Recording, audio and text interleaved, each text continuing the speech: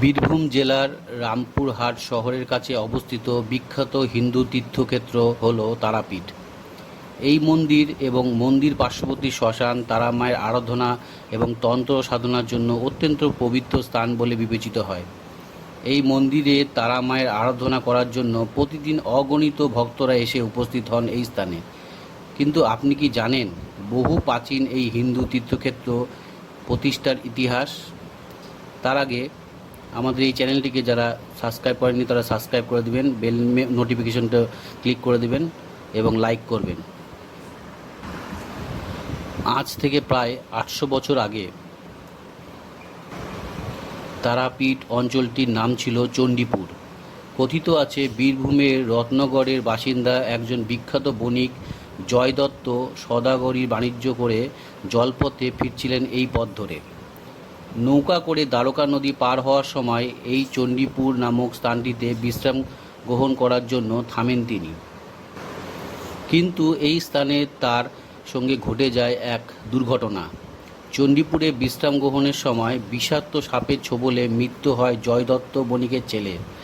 আকস্মিকভাবে ঘটা ছেলের মৃত্যুতে দিশেহারা হয়ে পড়েন সদাগর জয় দত্ত। ছেলের মৃত্যুতে শোকাহত জয় দত্ত বণিক ছেলের মৃতদেহ নিয়ে সারা রাত জাগেন।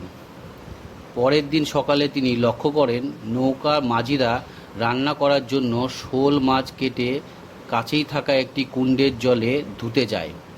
কিন্তু আশ্চর্যজনকভাবে দেখা যায় ওই কুণ্ডের জলে শোল মাছের কাটা টুকরোগুলি ধুতে গিয়ে শোল মাছটি প্রাণ ফিরে পায় এবং জলে ফিরে যায়। এই দৃশ্যটি দেখে হতবাক হয়ে যান জয় দত্ত বণিক।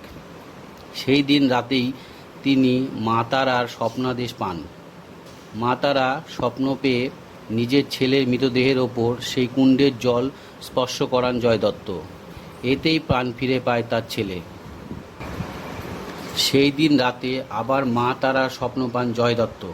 স্বপ্নে মা তারা বলেন এই স্থানের একটি শ্বেত শিমুল গাছের নিচে একটি শিলা বিগ্রহ আছে। সেই শিলা বিগ্রহটি যেন একটি মন্দির প্রতিষ্ঠা করে সেখানে রেখে পুজো করা হয়। পরের দিন সকালে জঙ্গল থেকে সেই শিলা বিগ্রহটি পেয়ে একটি ছোট মন্দির প্রতিষ্ঠা করে সেইখানে দৈনন্দিন পুজোর ব্যবস্থা করেন জয় দত্ত। এরপর বহুবার সেই মন্দির নানাভাবে সংস্কারের কাজ হয়েছে।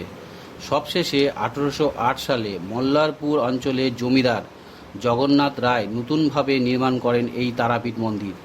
সেই সময় থেকে এই মন্দিরের পূজিত হয়ে আসছে মা তারা।